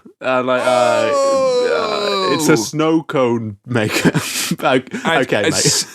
As silly as he's been, he's not got a patch on the old Crimson Jihad. And I thought, like, Crimson, like what? Like Red Nose Day? Because these lads are bloody comedians the way they're going on here. With their, we're filming our terrorist video, but we got low battery. Can you bloody change that battery, lughead? And then he's like... And then they fall on ball bearings. Oh, so good. And then when the Crimson Jihad got to the cream pie factory, Jesus, Mary, and Joseph, it was the funniest thing I'd ever seen. That little bit with the cameraman noticing the low battery, be like, I don't want to say anything, but it was the most I've related to a terrorist in my whole life. That kind of bit where like, oh no, something's gone wrong here. Like, I haven't pressed record and this is going on. And the guy's doing a really impassioned speech about like, well, we're taking it to we're going to blow up some warheads and stuff. And I mean, like that gag could be in something like Four Lions. Yeah. Presented that way. Yeah. But they're not trying to present this in a way that they're like, hey, they're idiot people too. And they're trying to do it to like, Yeah, I know what you're saying. There is this unshakable sense of we've got these fun new baddies and we can do what we can make fun of them in any way. Whatever we want. Because it's not even a country. It's just like we don't understand because they just saw some tanks in sand. I figured this was fine now. So also we get Jamie Lee Curtis, it being revealed to her by Arnie that like I am a spy, and she quite rightly punches him in the fucking face because you would, wouldn't you? Good on her. The kisser. Yeah, and he'd been pretty much a spy the whole time they've been going out, right? The whole time, like maybe a couple of years, I think, that like, well, then that would have been before they were married. So I think the whole time he was a spy. And his mates are trying to track him down because Jamie Lee Curtis, I think she's got the bag with the tracker in it. They, in the background, know where they are now. And Arnie sat down with okay, right, I've got some more science stuff for you. Oh, science. Sat down with a creepy torturer. Oh, God, this lad, fucking hell. He's a good creep, this guy. He's a crypt keeper creep. That's what he's got. He's got next level creepiness. He's a terrorist and a torturist as well. Is truth serum a thing? Yes. Is it really? It's sodium. I think he does say the chemical thing, but like I was trying to work out, is that an actual thing that makes you tell the truthy truth? It's sodium pentothal or amethol or something like that. It actually makes you tell the truth. It lowers your inhibitions. It doesn't make you tell the truth in the way you might think it does. Or the way this movie makes you think it does. Yeah, or in the way that any movie makes you think it does. Yeah. It's kind of like quicksand. It exists, but no, not like that. And yes, it's still terrifying. Yeah. Oh, I'm still scared of quicksand, even in current day. I'll give a light pat to any body of sand I come across, just in case. He's been injected with truth serum, and I quite like the first person truth serum cam, where he's all kind of wobbly and he's looking at Jamie Lee Curtis. They should have had in-ear headphones going, so you could really get you'd probably get seasick if you did that, though. And her way of testing the truth serum is, are we going to die? And Arnie saying, yep. Like without hesitation, like, yep, we're going to die. And so that's how they establish it's working. Oh, they mount their daring escape, yes, which features a low-key, gruesome death. Absolutely one of the most horrible ones. You know the one with the crowbar? Yeah. He stabbed him with the crowbar. Yeah. It's loads of cool deaths here. I would say cool. Kind of like crushed a hole into him and then killed. You had to probably wiggle it around to get to a bit that would kill him. Oh, Jesus. No thanks. Yeah. Lots of broken necks, stabbings, throwing stuff into people's eyes and things. No thanks. Yeah. They managed to get away, and Arnie's even like shooting a guy who's holding a gun to his wife's head. It's very slick, very impressive that Arnie can do all of this spy stuff. Kevin, the terrorists, Yes. they're turning on one of the warheads and then Yes. putting loads of concrete on it. Yes. Is that just to make it bigger? Does that make the boom bigger? Is that? I don't know why they're doing that. It is odd, isn't it? Because they were like, all right, we'll set the timer now, 90 minutes. Yeah. Right. Now put the cement on top. I'm like, that cement, That's 90 not going to minutes? set in that time. I don't know my cement. I honestly don't. So there's probably some tradesfolk listening here going, 90 minutes, quick drying cement, easy peasy. Bish bash bosh. It's not quicksand, Kevin. You can't be scared of every semi-viscous liquid for the rest of your life. Go live, Kevin. Go live. I would have thought you do that. So yeah, like you said, when it goes boom, it'll go Yeah. first and it'll make a funny splat. And it'll cover everyone in wet concrete, and they're like, no, I'm solid now. I've become a Now, statue. just so we know, they do succeed at detonating this device on this island, which they reveal is an uninhabited island on the Florida Keys. Right. So in the canon of this movie, these bumbling terrorists fucking nuke America. That's pretty impressive. Yes. That's a big win. They Big nuke win. America, but they know that no one's going to die. This is to kind of establish, hey, we've got nukes. Take us seriously. I'd argue you don't need to do a nuke launch to prove you're serious about your nuke launch. No. That's kind of like the odds of you as a non-military person getting a nuke, actually being able to detonate it. That's like pretty fucking crazy odds. If you manage to do it, you shouldn't then immediately try and do it again. That's the odds mistake of they make. That's even worse. Come on now. Now, Jamie Lee Curtis, in the action of Arnie breaking necks, running around, Jamie Lee Curtis tries to use an Uzi to shoot some of the terrorists. This bit. Drops it, and it's kind of spinning around down some stairs, and she's like, "Whoa!" Which is exactly how I'd be if I was put in charge of an Uzi for all of a minute. I mean, I would be similar in the sense that I would recognize its applicable use as a death slinky. But so I would do the same thing, but I'd be sitting back going, ha ha ha ha. You know what, Kevin? I just want to take a moment to say, Death Slinky, fabulous stuff. Bravo. I do really like that a lot. But she does end up managing to kill all the terrorists around with her Death Slinky. So, good stuff. Arnie's got a flamethrower. Yeah, he also dual wields as well. Yeah. Like you were saying with the video games turn to this, it feels like a blueprint in so many ways. The way he cycles through the weapons at the point at which he gets the weapons. Yep. Like, if this was in a video game now, reviewers would complain about how derivative it is. Yeah. Because that's how established this is in video games already. Very much so. This was the point where I was like, oh, all that stuff I said about how there wouldn't be big explosions and it wasn't going to be an action film, dead wrong.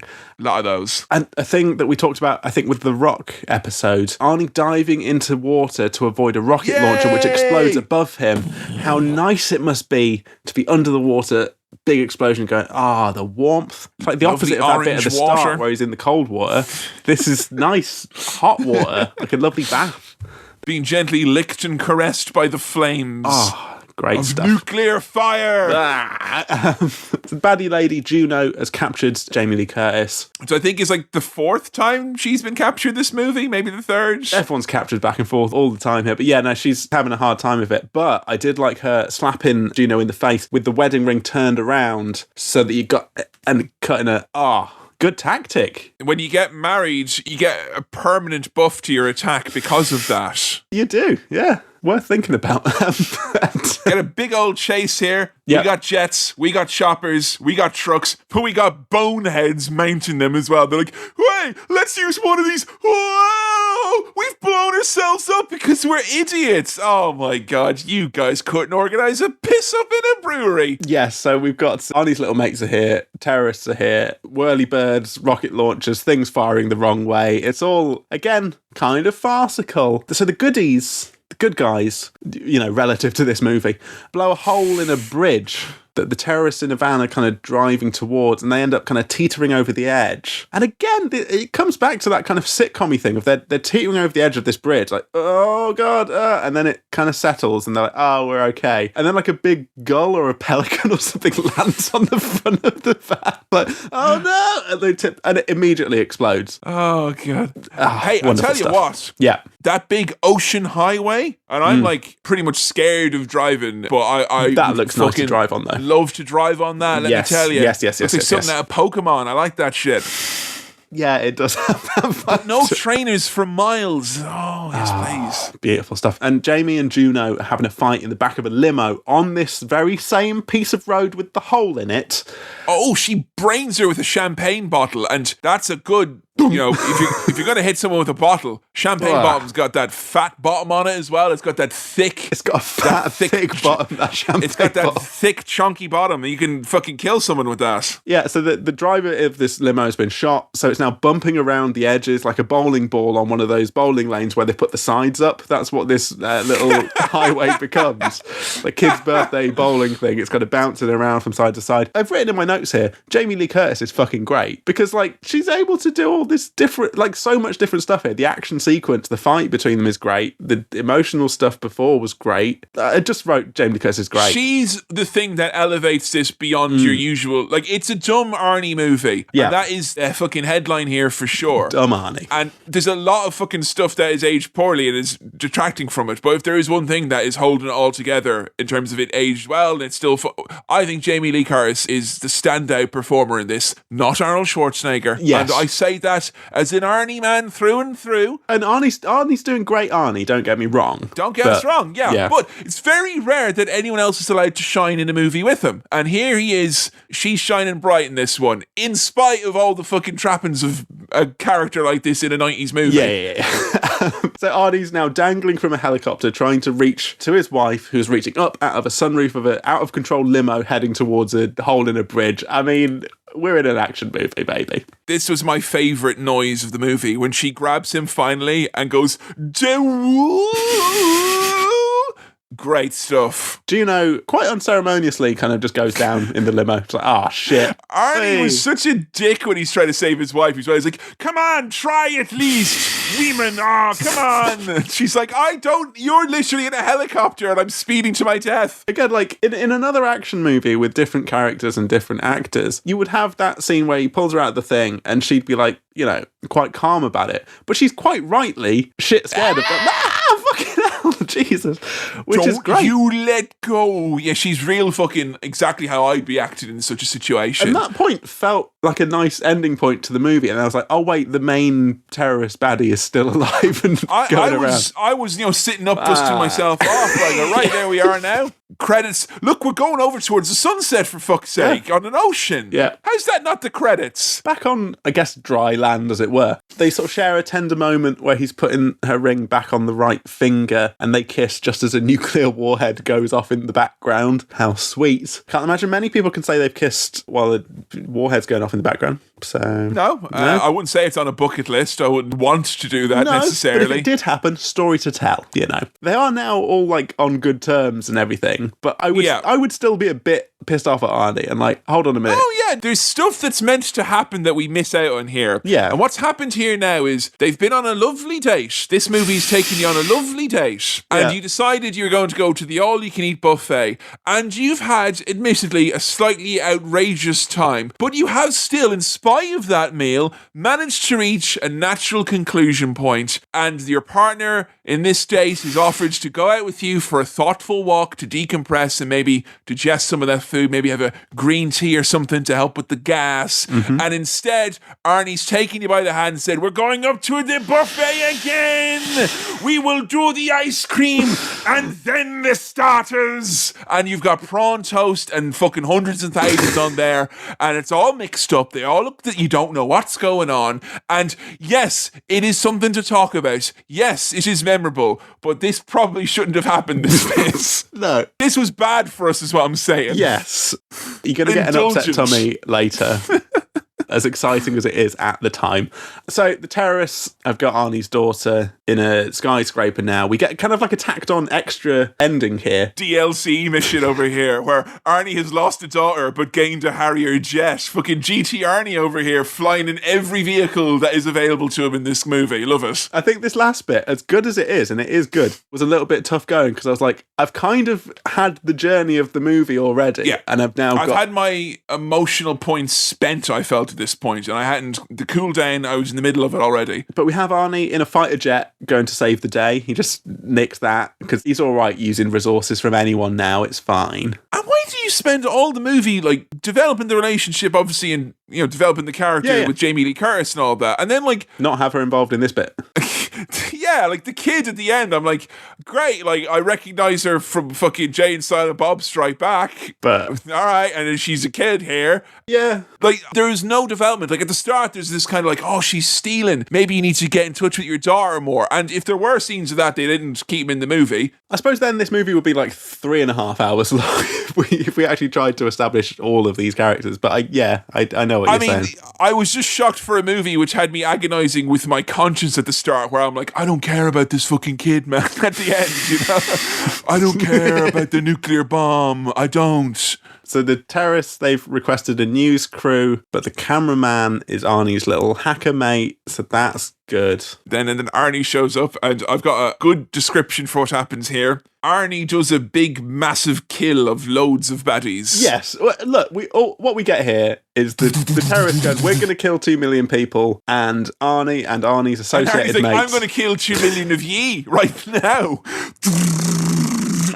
Yeah. It's a numbers game. And there's someone looking through binoculars just as Arnie pops up in a fighter jet shooting at them. Arnie in a torn shirt in a fighter jet is so fucking ridiculous and funny. It's beautiful. Dana, the daughter, is on a crane. She's ended up on a crane with a key for the thing, and the terrorist is trying to get it. So they're both climbing on a crane to add some jeopardy to this, as if we needed some more. And so Arnie swoops underneath the crane that she's dangling off to try and get her to jump down onto it. But then he's knocked the gun off the terrorist, which hooks onto the plane. We've now got a terrorist and a daughter and Arnie all kind of in various positions on this plane, crawling all over it. Like, I want to know at this point, were you like burnt out on the action? Because you were saying it was kind of a bit tacked on or whatever here. Like, were you, this is meant to be nail biting, edge of your seat stuff. Were you there at that moment when watching it? Maybe not as much as I would have been had this come a bit earlier or had there not been quite as much stuff, but I was still into it. And actually, for 1994, I was impressed by the effects here, because there is some, at least green screeny stuff going on, and it looks pretty convincing. The worst effect in this whole movie is when you can clearly see the man riding the horse and not Arnie when they do a face-on shot at one point. It's like, there are no men who look like Arnold Schwarzenegger who ride horses. The horses will refuse the carriage of the man. But the effects here in this sequence, pretty damn good, I'd have to say. Oh, yeah. Really. I mean, as ridiculous as it looks to have them all scrambling around on a fighter jet, and I remember Live Free to Die Hard or whatever the fucking shit, one of those Die ones. Hard 4.0, one of those ones.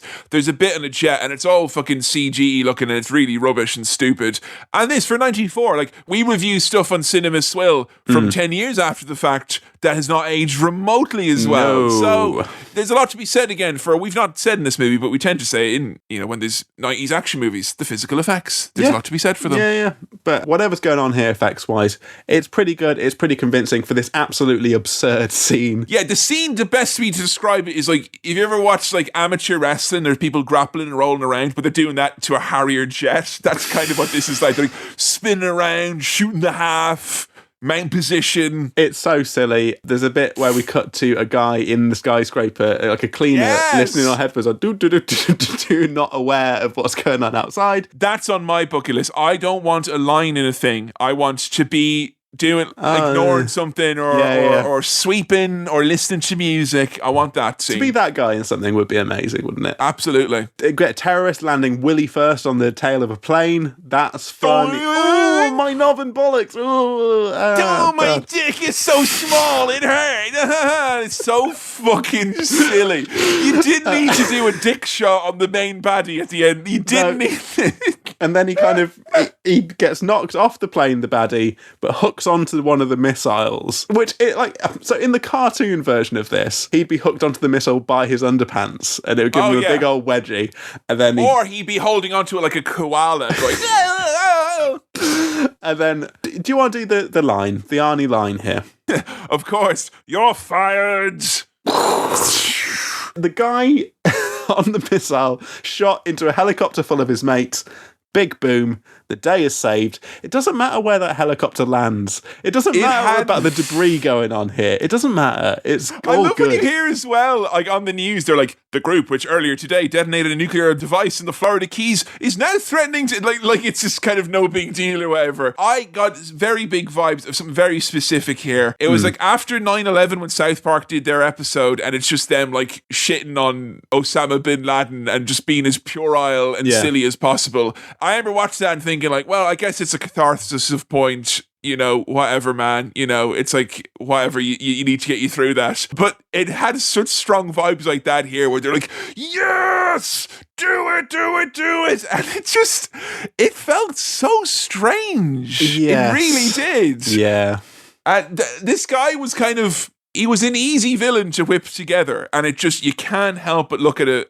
Like, there's a reason I think True Lies isn't part of the modern consciousness or media diet. There's a reason why it's such a great action movie, but it ain't anywhere to be found in the UK if you want to watch it online or buy it online, unless you want to go to the DVD shop, which is where we had to go. That's where we had to go, yeah. So it does kind of feel like the villain is probably the main thing that makes this politically incorrect for modern consumption, I guess. Yeah, I mean, as we've established, there is some other stuff as well. But it's iffy now. And it probably was a bit iffy in its time. I think there was some controversy around it, even at the time. But I did have a lot of fun there. Hey, so 1 year later, we're back. Arnie and Jamie are now working together as agents together in that swanky do. What's the secret mission here exactly? Doesn't matter. Go find the waiter with the little dick. Go find the little dick waiter, Simon. He's and there. Like, hey, little dick. And she's there pointing a gun at him like, oh no, she's got lipstick. It's not actual lipstick. Gun. And then he pisses himself again. He reliably pisses himself, runs away. Great stuff. And they tango the night away. We've got Tom Arnold being like, guys, come on, the real mission. It doesn't matter what that is. As we've learned, terrorism can wait. I would have imagined if we're living in America where nuclear devices went off in the Florida Keys, that the protocol would be a lot stricter. Yeah. A lot stricter. Yeah. The naivety of 1994. And some of this would have caught up to them that he wasted all those spy resources, but not so. They tango the night away. Tom Arnold's like, oh, I hate being the one in the van. You guys can be in the van next time. End of movie. Off we go. Do you think they were setting up a sequel there? Because for me, it felt like, they were pitching it up there a bit. You'd love to see those two working together, wouldn't you? In an actual full movie's worth of missions, but never happened. There has been chat of them rebooting it. I know, like, before the pandemic, there was chat saying that James Cameron wanted a reboot of some sort. I know there was rumours of, like, a TV thing or something like that, but I don't think there's anything much to it. Do you think it could work, the formula, in a modern setting or whatever, you know? Like, this concept, again, you'd hope it would address some of the dodgy bits. Oh, no, when I say them doing it now, I'm assuming there would be, like, they'd either flip the roles, or they just try and make it less obviously fucking like, let's kidnap my wife and traumatize her. Yeah, that type of a thing. Look, I have no idea how well that would go today. Because I think, like, there's a movie that I remember when it came out in the cinema, and I was really snooty about it because I'd seen this, and it was Mr. and Mrs. Smith. And I remember it didn't get slated, but it got kind of a whatever, man, reaction when it came out. And loads of people, like, it's on Netflix and all that jazz now, and loads of people I always see on Twitter are like, you know what, I fucking love that movie. It's a real great romp, and it's just fun to see, like, the husband and wife spy team, etc., etc. I just feel that there's a market for something like this, because I think the core of it, that little gem in there of the husband and wife spy but not a spy, and that core mix-up of person who's tricked into thinking they're a spy, thinking they're a spy, not realizing the person who's actually a spy is actually a spy. That's the gem in there. I think there's gold there still. Yeah. Again, I would have really liked to have seen a sequel with these two now going on to live their spy lives. I think that would have been great, but not yet happening. You couldn't do a sequel. I don't think that would necessarily work. Probably not now. No. But hey, so I really enjoyed that a lot. It's definitely a movie that the talking through of it is not probably representative of your straight feelings when you're watching it. I at least that wasn't for me, because I feel going through and being like, hey, yeah, that was weird to mention about a 10-year-old boy's ass. Yes. And then when you actually have to chat about it with a person, you kind of, that's not the experience I had when I heard that line in the movie. It was more of a, we move on because there's explosions. Yes. So I wanted to make sure that our chat about it hasn't deflated your opinion on your initial gut reaction. No, because I'm remembering how I felt at the end of this, and I felt like, hey, that was fun. and I had fun, and it was fun. Look, there's heaps of shit wrong with it and dodgy stuff, but as Arnie action, silly Arnie stuff, it's real good. Jamie Lee Curtis is great. I think we should do a swirl with her in it at some point, because Absolutely. we've not done Halloween, have we? No. Oh, no. Ooh, hey. So, a lot of great stuff in this, a lot of cool stuff to take away. In terms of music and direction and stuff, it's all nothing that was like remarkable, but it's all really well put together. I'd put my hand up and say I adored the music in this. It has that perfect 90s kind of, a little bit of that remnants of the plinky plonk of the 80s in there, and it kind of feels a little bit like SNES music a lot of the time, which is what I almost exclusively listen to in my day-to-day life. So I'm always here for that type of music It's a middle in a movie. ground between the proper plinky 80s and the kind of modern scores that we get now. The one thing I would maybe ask for, if I was to change the music, is that when there's some of those big explosions, I would have liked the... You know that exact guitar wail? Yeah, I do. The 90s one? I think that would have worked here. Yeah, I can't get away from the fact that when watching this, and it's a long movie, it breezed by and I had fun. And the only thing that ending sequence did feel like, as you said, DLC. But I had a lot of fun. I really enjoyed it. I was never bored. Would you watch it again? Yeah. Like, would it be in the kind of rotation? Because I know we said before things like Con Air springs to mind as one where you're like, oh, that you could put that on again. Like, it's a good blast. You'd put this on. Absolutely. All day long, you'd put this on. Not all day long. But yeah, this fits into that rotation of films, I think. Absolutely. I would imagine it's one of those ones where I'd feel like I'd want to watch it again after seeing it. You know, I hadn't seen it for so many years. It was one of those ones where I was kind of like shocked I hadn't seen it more, seeing as it's such a classic Arnie movie. And it has been in my Arnie DVD collection. I just hadn't watched it as much as some of the other ones. And I'm not entirely sure. I don't think it's because I was turned off or anything like that. But I do think it speaks to the fact that when people go, Arnie, that It's True not one of Lies the first ones, is it? It's one of the most Arnie movies possible, because it's got all of the little charmy bits that you see in other movies like Kindergarten Cop or Jingle All the Way or whatever. But you do get all of the action of like a Commando, which is the most this has got over the top action. Yeah. Way more so than like a Terminator or a Predator or whatever it is. It's straight up ridiculous, the amount of action in this movie. Yeah. And look, very simply, if I turn my brain off and don't really think about this much, I had a fucking great time and I really enjoyed it. So, you know, it's one of those ones. Well then, if you've had a great time, you'd want to watch it again. You had good things to say about the movie, in spite of its warts and everything. What is your star wipe rating for True Lies? I've got to acknowledge the warts, but I've got to acknowledge how I felt watching this film, and I had a blast. 4-star wipes. You heard it here first. Oh, thanks for listening to another episode of Cinema Swirl. This episode was produced by Kevin, edited by me, Sam, and I also did the music. If you want to support the show, then patreon.com/Cinema Swirl is the way to go. If you want to follow us on the socials, we're at Cinema Swirl on Twitter and facebook.com/Cinema Swirl on Facebook, which is where our votes for episodes take place. If you've got questions, queries, comments, or anything else for the mailbag, then send it on over to cinemaswirl@gmail.com. That's cinemaswirl@gmail.com. Please do keep recommending the show to your friends if you think they'll like it, or even if you don't think they'll like it, just recommend it anyway. Oh, and if there are any bits in recent episodes that you think would make particularly nice video clips, you know, the kind of thing we've had on our socials recently, then send us a tweet and let us know. Alright, we'll see you next time. Cheers, bye.